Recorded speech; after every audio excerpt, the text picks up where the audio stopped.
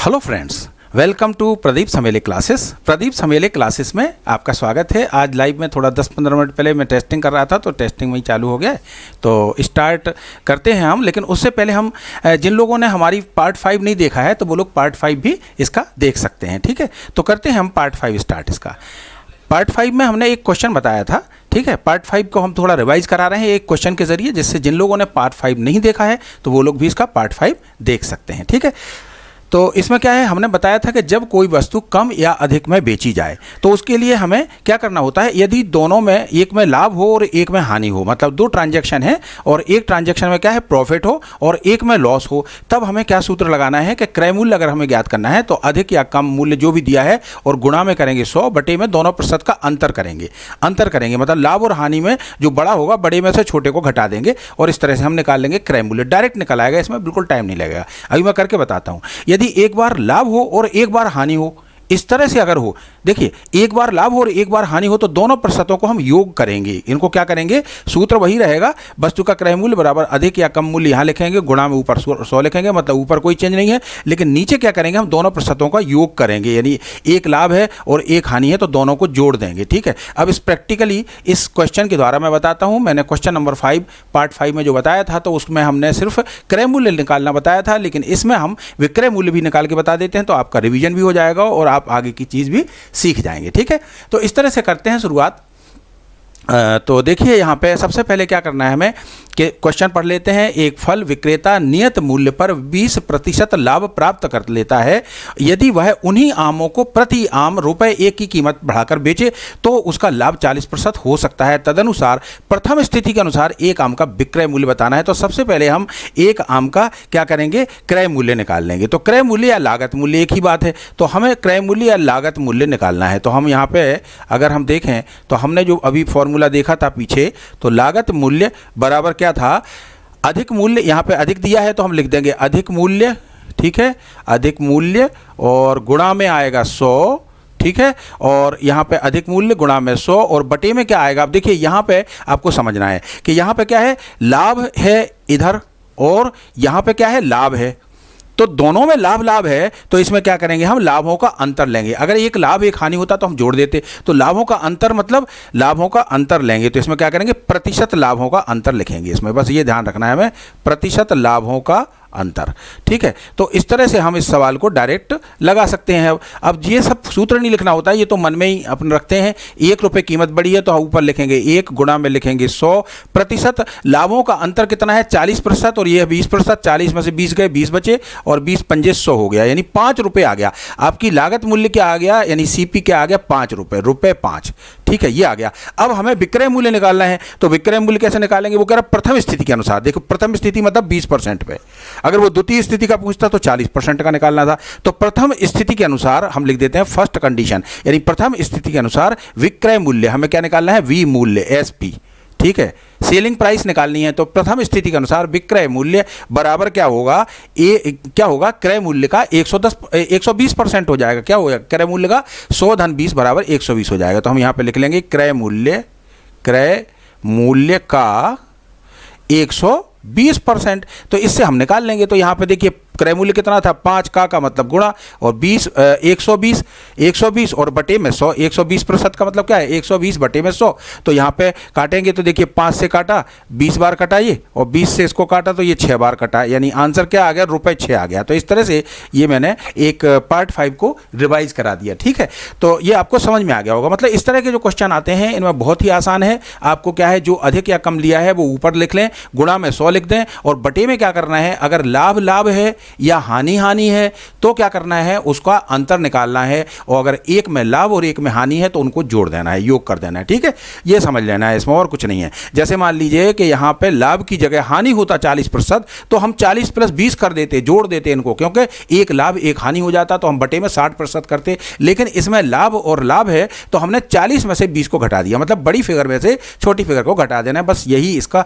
ध्यान रखना है। और इसके बाद में अब हम स्टार्ट करने जा रहे हैं ठीक है, अब स्टार्ट करने जा रहे हैं, देखिए पार्ट 6। तो अब पार्ट 6 हम स्टार्ट कर लेते हैं। आई थिंक 4 बजने में 5 मिनट कम है, आज मैंने थोड़ा सा जल्दी लाइव क्लास शुरू हो गई है एक्चुअली। तो चलिए करते हैं पार्ट 6। ठीक है, तो पार्ट 6 में क्या करना है, अब देखिए पार्ट 6 में हमने 2 टॉपिक लिए हैं। तो पहला टॉपिक जो मैं लेने जा रहा हूँ वो ले रहा हूँ जब 2 वस्तुएं समान मूल्य पर बेची जाएं। जब 2 वस्तुएं समान मूल्य पर बेची जाएं, समझ रहे हो, 2 वस्तुएं समान मूल्य पर बेची जाएं मतलब यानी एसपी बराबर हों, 2 वस्तुओं के एसपी बराबर हों। एसपी यानी पहली वस्तु का एसपी और दूसरी वस्तु का एसपी, ये दोनों आपस में बराबर हों। SP1 SP2 मतलब दोनों वस्तुएं, जैसे मान लीजिए 2 वस्तुएं समान मूल्य पर बेची जाएं, जैसे मान लीजिए एक हम गाय बेचते हैं और एक कुछ और चीज़ भी बेचते हैं, या 2 गाय बेचते हैं सामान्य मूल्य पर बेचते हैं। तो इस तरह से जब 2 वस्तुएं समान एसपी पर बेची जाएं, इसका मतलब ये है। तो जब 2 वस्तुएं समान एसपी पर बेची जाएं तो इसमें 2 तरह के क्वेश्चन बनते हैं। एक तो ये बनता है कि जब लाभ और हानि समान हो, ठीक है, लाभ और हानि जब समान हो तो उस तरह के क्वेश्चन में बहुत ज़बरदस्त शॉर्ट ट्रिक लगती है, आपका 1-2 सेकंड में आपका क्वेश्चन का आंसर आप आसानी से निकाल सकते हो। अब देखिए इस क्वेश्चन के द्वारा आप आसानी से समझ जाएंगे, ये RRB भोपाल में आया था, ठीक है, कमर्शियल क्लर्क में आया था ये एग्जाम में।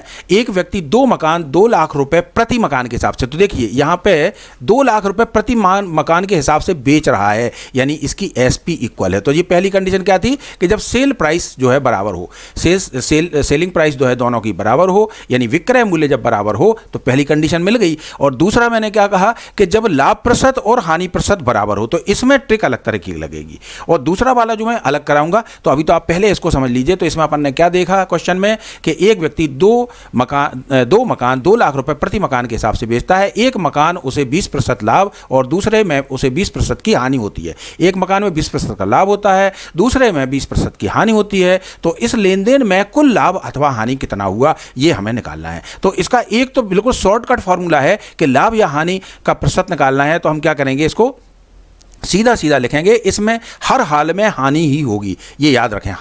हमेशा जब कभी लाभ और हानि ये बराबर है, इसमें हर हाल में हानि ही होगी, लाभ नहीं होगा। पहली बात तो ये है। तो लाभ वाले तो ये 3 मतलब ऑप्शन जो है हट ही जाएंगे इसमें, यानी आप बिना देखे इसका आंसर कर सकते थे। लेकिन फिलहाल अपने को तो क्वेश्चन करना है। तो क्वेश्चन क्या है कि इसमें क्या करेंगे, हम प्रतिशत हानि निकालेंगे। तो प्रतिशत हानि का फॉर्मूला क्या है, x² और बटे में 100।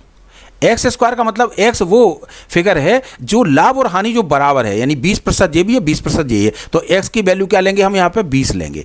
x की वैल्यू 20 लेंगे तो क्या करेंगे, इसमें 20 का स्क्वायर करेंगे और बटे में क्या होगा, 100 होगा। तो 20 का स्क्वायर कितना होता है, 400, और बटे में कितना है, 100। 2 जीरो से 2 जीरो कट गए, 4% आ गया, यानी 4% हानि। इसमें ध्यान रखें हमेशा हर हाल में इसमें हानि ही आएगी। अब इसमें तो बिल्कुल पका आंसर रखा है, लाभ हानि, तो इसमें हानि ही बतानी है अपने को, ठीक है। तो इसमें अगर आपको ये ट्रिक पता है तो आप बहुत ही आसानी से इसको कर सकते हो, ठीक है।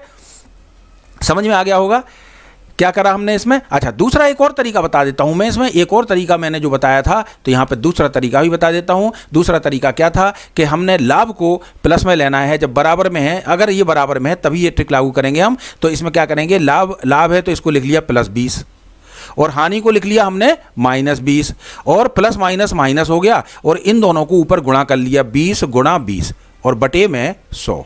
इससे भी आपका वही आंसर आएगा। देखिए 20 से 20 कट गए और ये क्या है, माइनस में 400 और बटे में 100 आया, यानी 100 चौके 400 माइनस के 4%। माइनस के 4% का मतलब क्या हुआ, हानि। इसका मतलब क्या हुआ, माइनस का 4% का मतलब क्या हुआ, हानि प्रतिशत हो गया। ये क्या हो गया, हानि प्रतिशत बराबर 4%। तो इस तरह से हम इस सवाल को, अब देखिए आगे के सवाल हम फटाफट करते जाएंगे, अब कोई दिक्कत नहीं आएगी अगले सवालों में। बस इसमें 2 चीज़ें चेक करनी है। एक तो क्या करना है कि उनका एसपी बराबर है, यानी सेलिंग प्राइस यानी विक्रय मूल्य बराबर है कि नहीं है। तो अमन प्रति व्यक्ति रुपए 91 की दर से, ठीक है, अमन जो है कोई भी घड़ी है, अमन घड़ी जो है प्रति रुपए 99 की दर से 2 घड़ियाँ बेचता है। कितनी, 2 घड़ियाँ हैं, तो 2 घड़ी बेच रहा है ये, ठीक है। तो इसका मतलब इसका सेलिंग प्राइस बराबर है। तो हमने पहले देख लिया कि सेलिंग प्राइस इसका बराबर है। सबसे पहला तो हमने ये कंडीशन देखी। उसके बाद हम आगे बढ़ेंगे कि लाभ प्रतिशत 10% है और हानि प्रतिशत भी 10% है, यानी लाभ और हानि का प्रतिशत भी बराबर है। तो वो ट्रिक हम लगा सकते हैं। तो क्या ट्रिक है, x² / 100, बिल्कुल सिंपल सी ट्रिक है। तो x² / 100 मतलब 10 का स्क्वायर, 10 का स्क्वायर और अपॉन में कर दीजिए 100, 10 का स्क्वायर हो गया 100 और 100 अपॉन 100 और 100 अपॉन 100 यानी 1%। तो 1% क्या हो गया, 1% हानि होगी। इस केस में हमेशा हानि होती है, तो ऑप्शन सी जो है इसका करेक्ट आंसर होगा। देखिए कितना जल्दी पलक झपकते ही आप क्वेश्चन का आंसर निकाल सकते हैं। अब इसमें इस पर नहीं पढ़ना है हमें कि कितने रुपए का उसने बेचा है, 12,000 का बेचा, 6,000 का बेचा, 10,000 का बेचा, क्योंकि इसकी जरूरत ही नहीं। वो तो प्रतिशत लाभ और हानि पूछ रहा है और हम इस ट्रिक के द्वारा डायरेक्ट ही निकाल सकते हैं। अब देखिए एक घोड़ा तथा एक गाय 12,000 रुपए प्रत्येक में, यानी प्रत्येक की दर से बेचे गए, यानी सेलिंग प्राइस बराबर है। पहली कंडीशन हमने देख ली, सेलिंग प्राइस बराबर है और लाभ प्रतिशत और हानि प्रतिशत भी बराबर है। तो लाभ प्रतिशत और हानि प्रतिशत बराबर है तो हम क्या करेंगे, एक्स की वैल्यू 20 मानेंगे। एक्स की वैल्यू 20 मानेंगे, फॉर्मूला क्या लगाएंगे, x square upon 100। X square upon 100 यानी 20 का स्क्वायर और अपॉन में 100। अब 20 का स्क्वायर कितना हो गया, 400 हो गया और बटे में 100 हो गया। पहले वाले क्वेश्चन की तरह ही हो गया, 100 चौके 4, 4% हानि। तो 4% हानि यानी यहाँ पे 4% हानि। अब देखिए यहाँ पे कन्फ्यूजन था, अगर आपको पता नहीं होता कि इस केस में हानि होती है तो आप लाभ पे भी टिक कर सकते थे, क्योंकि ऑप्शन में तो 4% आया। तो इसमें ध्यान रखना है कि जब दो वस्तुओं का विक्रय मूल्य समान हो और उनका लाभ और हानि का प्रतिशत भी समान हो, उस कंडीशन में हमेशा ही हानि होगी, हमेशा ही लॉस होगा। तो ये बात आपको बहुत ही अच्छे से याद रखनी है। चलिए करते हैं क्वेश्चन नंबर 4। क्वेश्चन नंबर 4 क्या है, देखिए क्वेश्चन नंबर 4 क्या है। क्वेश्चन नंबर 4 को देखें। एक व्यक्ति 2 कुर्सियां रुपए 120 प्रति कुर्सी की दर पर बेचता है। ठीक है, क्या कर रहा है, एक व्यक्ति 2 कुर्सियां रुपए 120 प्रति कुर्सी की दर पर बेचता है। तदनुसार एक कुर्सी पर 25% लाभ कमाता है और दूसरी कुर्सी पर 25% हानि कमाता है। तो हमने चेक कर लिया कि 25% मतलब प्रॉफिट और लॉस का परसेंटेज सेम है। एसपी दोनों का बराबर है, 120 है। तो हमें क्या करना है, ट्रिक लगाना है। सीधा ट्रिक क्या लगानी है, इसमें एक्स की वैल्यू हम रखेंगे कितनी, 25 और फॉर्मूला क्या लगाएंगे, एक्स स्क्वायर अपॉन में 100। एक्स की वैल्यू क्या रखेंगे, 25 का स्क्वायर और अपॉन में 100। तो 25 का स्क्वायर मतलब 25 इंटू 25, 25 गुणा 25 और बटे में 100। 25 से कम 25, 25 चौके 100, तो 25/4 हो गए, 25/4 हो गए, यानी 4 से 25 में भाग दे लीजिए, 4 6 24 बचा 1, तो 6 सही 1/4%। ठीक है, तो 6। अब देखिए अब उसमें वो क्या कह रहा है कि ये तो 6 सही 1/4% हो गया या 25/4% हो गया, एक ही बात है, 25/4%। लेकिन उसने लाभ हानि नहीं पूछा है। उसने क्या है, ये तो अगर 6 सही 1/4 या 25/4 एक ही बात है। उसने क्या पूछा है, इस प्रकार उस व्यक्ति को की कुल हानि कितने रुपए की हुई। तो कुल हानि कितने रुपए की हुई, तो अब देखिए इसमें क्या करेंगे, हम फॉर्मूला लगाएंगे। क्या लगाएंगे फॉर्मूला, एसपी यानी सेलिंग प्राइस, विक्रय मूल्य बराबर क्रय मूल्य। और यहाँ पे चूंकि हानि हो रही है तो इसमें इस केस में हानि होती है, तो इसमें केस में क्या होता है, जब बराबर वो होता है तो हानि होती है। तो यहाँ पे क्या करेंगे हम, गुणा में यहाँ पे ब्रैकेट में लिखेंगे 100 माइनस प्रतिशत हानि, 100 माइनस प्रतिशत हानि और बटे में 100। तो ये फॉर्मूला इसका है, 100 माइनस प्रतिशत हानि और बटे में 100। ये ध्यान रखना है। ठीक है, अब पहले हम इसकी 100 माइनस प्रतिशत हानि को यहाँ पे कैलकुलेट कर लेते हैं। तो 100 माइनस प्रतिशत हानि कैसे निकालेंगे, देखिए यहीं पे मैं कैलकुलेट कर देता हूं। तो 100 और माइनस प्रतिशत हानि कितनी है, 25/4। तो जब हम इसका एलसीएम लेंगे तो ये 4 हो जाएगा। तो ये क्या आएगा, 400, 100 चौके 400 और माइनस में 25, यानी क्या हो गया, 400 में से 25 गए, यानी कितना बचा, 375/4। तो अब इससे हमारा इतना समय बच जाएगा। ये कितना आ गया, 375। इसको करेक्ट कर देता हूं, जरा ये हिल गया है। तो 375 और बटे में कितना आया, 4। तो 375/4 हम इसकी जगह डायरेक्ट लिख सकते हैं। तो इतना टाइम हमारा, ये हमने इसको डायरेक्ट निकाल लिया। अब देखिए एसपी कितना है, अब एसपी को यहां समझ लीजिए। एसपी इसमें क्या है, एसपी मतलब क्या है, विक्रय मूल्य। अब विक्रय मूल्य क्या है, देखिए एक कुर्सी का 120 है तो 2 कुर्सी का कितना होगा, बड़ी सिंपल सी बात है, 120 गुणा 2 बराबर 240 रुपए। ठीक है, 240 रुपए इन दोनों कुर्सियों का मूल्य है, यानी एसपी हम यहां 240 लेंगे। इस बात का विशेष ध्यान रखें, नहीं तो सवाल पूरा गलत हो जाएगा। ठीक है, तो दोनों कुर्सियों का विक्रय मूल्य हम इकट्ठा रख देंगे 240 रुपए, क्योंकि वो पूछ रहा है ना कि कुल उस व्यक्ति को कुल कितनी हानि हुई, मतलब दोनों कुर्सियों पे ओवरऑल पूछ रहा है। तो 240 बराबर, और सीपी हमें इसमें सीपी की जगह हम सीपी लिख देते हैं पहले। ठीक है, सीपी निकालेंगे तभी तो हानि आएगी, और गुणा में 100 माइनस हानि प्रतिशत कितना था, 375/4। तो यहाँ पे लिख देते हैं हम 375 और बटे में 4 और ये बटे में 100 जो था ना, ये इसके साथ बटे में 4 के साथ गुणा हो जाएगा।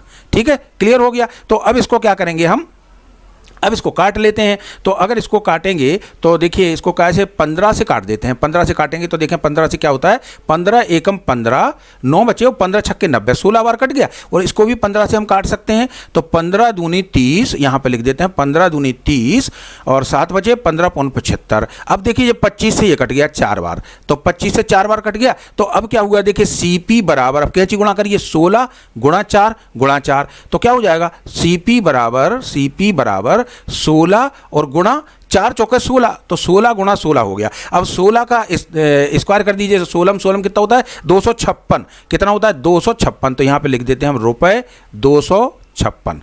ठीक है, ये 256 रुपये हमारा CP आ गया। और SP कितना था हमारा, 240 था। यानी हानि कितनी हुई, तो हानि यहाँ पे निकाल लेते हैं। तो यहाँ पे लिख लेते हैं हानि बराबर, ठीक है, यहाँ पे हानि बराबर। अब हानि क्या हुई, देखिए इसका कॉस्ट प्राइस ज़्यादा है, तो कॉस्ट प्राइस में से जब सेलिंग प्राइस माइनस होगी तो यानी हानि होगा। तो हम क्या लिखेंगे, हानि बराबर हमेशा क्या होता है, क्रय मूल्य और माइनस विक्रय मूल्य। और क्रय मूल्य कितना है इसका, 256, तो यहाँ पे लिख देंगे 256 और माइनस ये क्या है, विक्रय मूल्य 240 है, तो इसको 240 को घटा दीजिए। तो 256 में से 240 गए तो कितने बचे, 16। तो ये 16 रुपये, यानी 16 रुपये जो है इसका आंसर हो गया। तो ये थोड़ा सा सवाल को आपको समझना था, इसलिए मैंने इसको डिटेल में बताया। क्योंकि इसमें क्या है, प्रतिशत तो आप झटके में निकाल लोगे एक, लेकिन उसके आगे की प्रोसेस तो आपको करनी पड़ेगी। तो जब तक आप उसका SP, तो आपको पता है कि एक घड़ी का SP 120 था, तो 2 घड़ी का आप 240 निकाल लोगे, लेकिन जब तक आप CP नहीं निकालोगे तब तक उसका हानि नहीं निकाल सकते आप। ठीक है,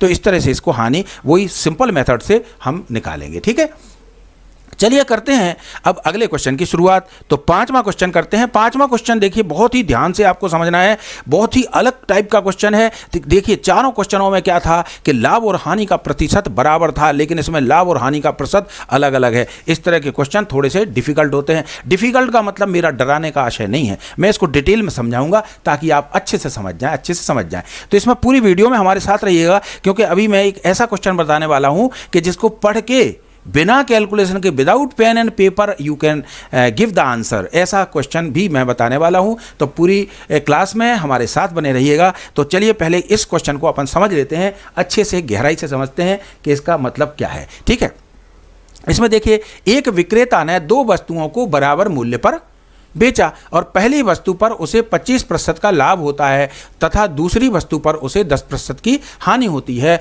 कुल मिलाकर उसे कितने प्रतिशत का लाभ या हानि हुई। ठीक है, कितने प्रतिशत का लाभ या हानि हुई, तो हमें ये बताना है। तो अब देखिए सबसे पहली बात हमने क्या देखा, 2 वस्तुओं को बराबर मूल्य पर बेचा जाता है, यानी हम ये तो कह सकते हैं 100% कि SP जो पहली वस्तु का है और जो दूसरी वस्तु का SP है वो आपस में बराबर हैं। यानी selling price of first article या पहली वस्तु, गुड्स भी बोल सकते हैं इसको, और दूसरी वस्तु का जो मूल्य है वो बराबर है, सेलिंग प्राइस बराबर है। तो पहली तो हम यही देखेंगे। उसके बाद में हम क्या करेंगे कि इसमें पहली वस्तु पर लाभ देख लेते हैं हम। तो फर्स्ट हम यहाँ से लिख देते हैं पहली वस्तु, यानी शॉर्ट में लिख देता हूँ, पहली वस्तु पर लाभ निकाल लेते हैं। तो लाभ कितना है पहली वस्तु पर, अब देखिए यहाँ पे पहली वस्तु पर लाभ कितना है, 25%। कितना है, 25%। तो यहाँ पे 25% का मतलब क्या होता है, 25 बटे में 100, और 25 बटे में 100 आ गया तो 25 से कम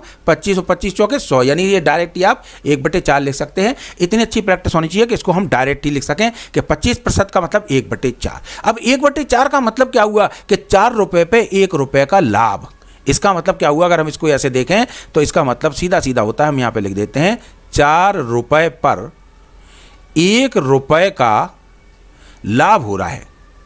समझ रहे हो ना बात को। तो 4 रुपये पर 1 रुपये का लाभ हो रहा है। दूसरे केस में क्या है, हानि हो रही है। सेकंड केस में क्या है, हानि हो रही है। और हानि कितनी हो रही है, 10%। तो हानि बराबर है 10%। तो 10% को हम कैसे लिख सकते हैं, 10/100। और 10/100 का मतलब क्या होता है, 1/10, यानी 10 रुपये पर 1 रुपये की हानि। इसका मतलब क्या हुआ, इसको हम समझते भी चलें। 10 रुपये पर 1 रुपये की हानि, 10 रुपये पर 1 रुपये की हानि, समझ में आ गया।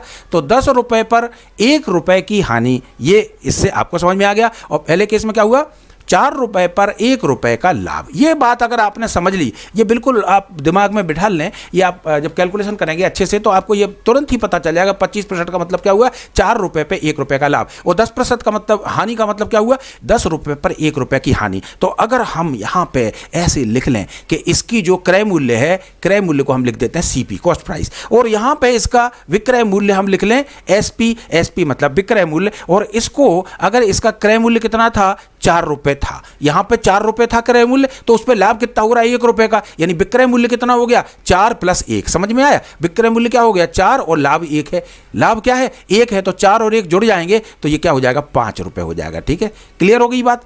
ठीक है, इसको केस फर्स्ट है। केस सेकंड में क्या हुआ है, केस सेकंड में हानि हुई है, तो हानि कितने पे हुई है, 10 रुपए पे, यानी सीपी कितना है हमारा, 10 रुपए, और हानि हुई है, हानि क्या हमेशा घटती है, तो 10 में से 1 घटाएंगे तो हानि कितनी हो जाएगी, 9 रुपए, मतलब एसपी कितना हो जाएगा, विक्रय मूल्य कितना हो जाएगा, 10 में से 1 घट जाएगा, मतलब विक्रय मूल्य यानी एसपी बराबर हो जाएगा 9 रुपए। अब क्या ये बराबर है दोनों एसपी, नहीं है, क्योंकि प्रश्न में वो क्या करा, बराबर मूल्य पर बेचा, तो इनको पहले बराबर कर लीजिए। तो बराबर करने के लिए क्या करोगे, इसमें कर दो 9 का गुणा, तो पहले वाले केस में 9 का गुणा कर दो, इधर भी और इधर भी। ठीक है, दूसरे वाले केस में क्या करना पड़ेगा, 5 का गुणा करना पड़ेगा, इधर भी और इधर भी। अब देखिए ये हो गया 5 9 45, 9 5 45। अब यहाँ पे अगर हम फर्स्ट केस और सेकंड केस को यहाँ क्लियर कट लिख लें तो यहाँ पे क्या हो रहा है, 9 चौके 36। फर्स्ट केस में हमारा सीपी क्या हो गया, 36 रुपये, और एसपी कितना हुआ, 9 5 45।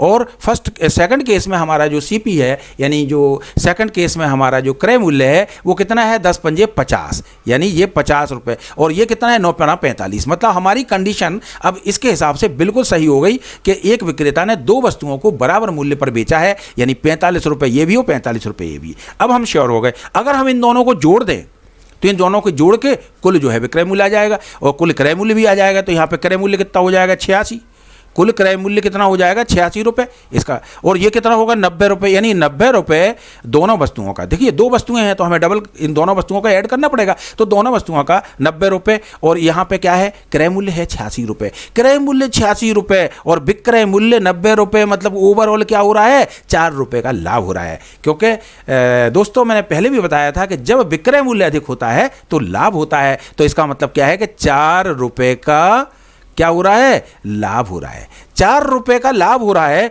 तो अब हमें क्या करना है, प्रतिशत लाभ निकालना है। तो प्रतिशत लाभ के लिए बेस क्या लेंगे हम, 86, क्योंकि 86 रुपये हमारा क्या है, क्रय मूल्य है, क्रय मूल्य पे ही हम लाभ प्रतिशत निकालेंगे। तो इसका मतलब क्या हुआ कि हम यहां पे लिखेंगे कि लाभ प्रतिशत, लाभ प्रतिशत बराबर 4 रुपये, 86 रुपये पे 4 रुपये, तो एक एक नियम के अनुसार क्या होगा, ये 4 ऊपर, आधार यानी बेस जो है नीचे, और प्रतिशत का मतलब गुणा ऊपर।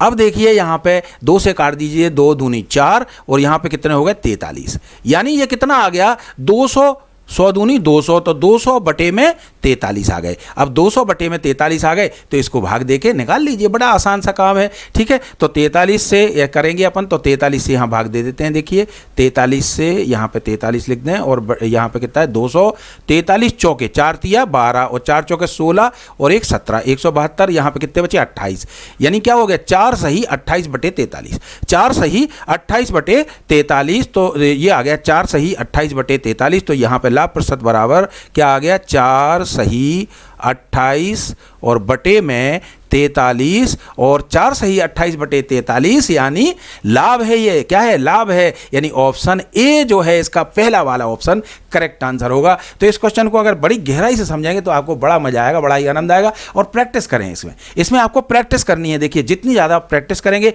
उतना ही अच्छा होगा। अब देखिए जिस क्वेश्चन का मैं कह रहा था, जिस क्वेश्चन का आप लोगों को इंतजार था, कि मैंने कहा था कि क्वेश्चन पढ़ेंगे और पढ़ने के बाद ही हम उसका आंसर दे सकते हैं, कोई बड़ी बात नहीं है, हम पढ़ने के बाद ही उसका आंसर दे सकते हैं। तो ठीक है, करते हैं शुरुआत।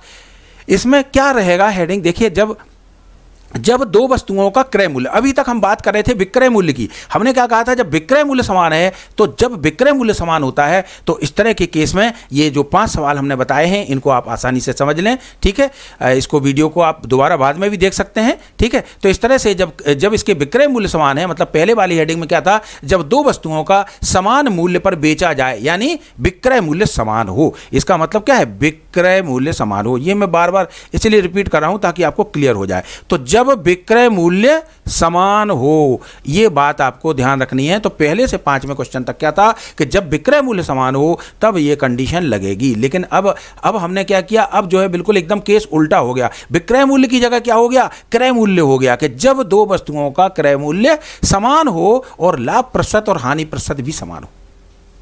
देखिए, जब हम, अब ध्यान करिए, आप मेमोराइज करिए थोड़ा अपने आप को, कि जब दो वस्तुओं का विक्रय मूल्य समान हो रहा था पहले, दूसरे, तीसरे, चौथे क्वेश्चन में, तो हम क्या कर रहे थे, फॉर्मूला लगा रहे थे x² / 100, बिल्कुल एकदम झटके से लगा रहे थे। लेकिन उससे भी झटके से कब, जब लाभ प्रतिशत और हानि प्रतिशत बराबर था और क्रय मूल्य की जगह विक्रय मूल्य समान था। उसका क्या है, बेची जा रही थी समान मूल्य पे, लेकिन यहां पे क्या हो रहा है, क्रय मूल्य समान है। तो इस बात को आप गंभीरता से देखिए कि जब दो वस्तुओं का क्रय मूल्य समान हो तब क्या करना है, तब लाभ प्रतिशत एवं हानि प्रतिशत भी समान हो। तो ऐसी कंडीशन में क्या करना है कि आपने क्वेश्चन पढ़ा, अभी तो पहले मैं पढ़ रहा हूं, देखिए, और फिर बिना कैलकुलेशन के मैं आंसर बताऊंगा कि एक व्यापारी 2 घोड़ा 10,000 रुपये प्रति घोड़ा की दर से खरीदता है और उसे बेचने पर एक पर 10% लाभ तथा दूसरे पर 10% हानि होती है, तो पूरे सौदे में उसको लाभ या हानि का प्रतिशत क्या है। देखिए, कंडीशन पूरी फुलफिल हो रही है। वो कह रहा है कि क्रय मूल्य समान हो, दोनों घोड़ों का क्रय मूल्य 10,000 रुपये प्रति घोड़ा बेच रहा है, वो खरीद रहा है, मतलब क्रय मूल्य समान है।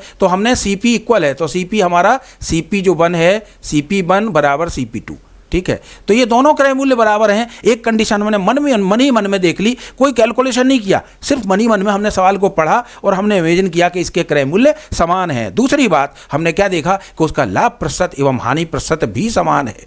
और ये देखने के बाद ही हमने क्या किया, 4 ऑप्शन देखे और ऑप्शन डी पे टिक लगा दिया, बिना कुछ वैल्यू कैलकुलेट किए, बिना कुछ करे, मैंने ऑप्शन डी पर टिक लगा दिया। क्योंकि इसमें होता ही दोस्तों ऐसा है, इसमें होता ही ऐसा है, चाहे वो घोड़ा 10,000 का हो या 1 लाख का या 1 करोड़ का, आंसर आपका आएगा नो लॉस नो प्रॉफिट। क्यों आएगा, क्योंकि जब कभी भी दो वस्तुओं का क्रय मूल्य समान हो एवं क्रय मूल्य समान हो एवं लाभ और हानि प्रतिशत भी समान हो, ऐसे केस में आपको कैलकुलेट करने की बिल्कुल जरूरत नहीं है। आप ना लाभ होगा ना हानि होगी, आपको नो लॉस नो प्रॉफिट पे टिक लगा देना है। लेकिन इस सवाल को मैं कैलकुलेट करके भी बता देता हूं ताकि आपको ये कंफ्यूजन दूर हो जाए कि सर तो ऐसे बता रहे हैं कि जैसे बिल्कुल एकदम उत्तर तो पता ही होगा सर को कि क्या है। तो इसको मैं कैलकुलेट करके भी बताता हूं। देखिए, सीधी सी बात है, सीपी हमारा जो है क्रय मूल्य हमारा 10,000 रुपये है, बिल्कुल करेक्ट है, 10,000 रुपये है।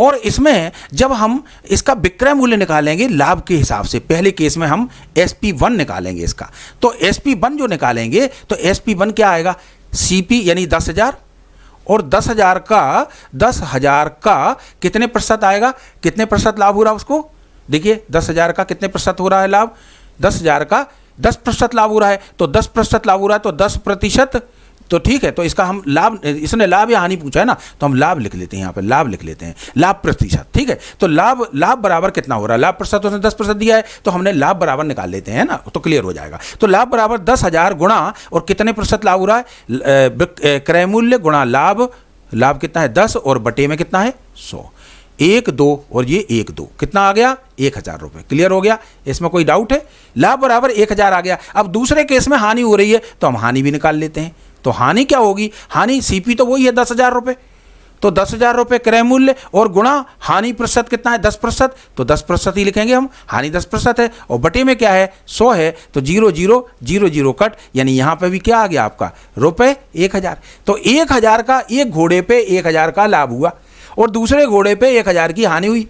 तो क्या हुआ, दोनों घोड़ों पे टोटल क्या हुआ, लाभ में से हानि घट जाएगा, यानी लाभ और हानि क्या हो जाएगा, टोटल क्या है 0 रुपये होगा, यानी ना लाभ होगा और ना हानि होगी। अब आपको शायद समझ में आ गया होगा। इसमें कोई भी केस ले लो आप, किसी भी वैल्यू कुछ भी रहने दो, उससे कोई फर्क नहीं पड़ेगा। जब आप लाभ और हानि निकालोगे, उसने पूछा है कि लाभ हुआ या हानि, तो लाभ या हानि का क्या होगा, तो इसमें लाभ या हानि जो है, लाभ हानि जो है इसमें कोई नहीं होगा, इसमें जो है 0 रहेगा। ठीक है, तो इस तरह से हमें निकालना है हानि प्रतिशत और लाभ प्रतिशत। निकालने के लिए हम ऐसे ही निकालते हैं, तो इस तरह से निकाल लेंगे। तो देखा ये सवाल एक झटके में ही हो गया।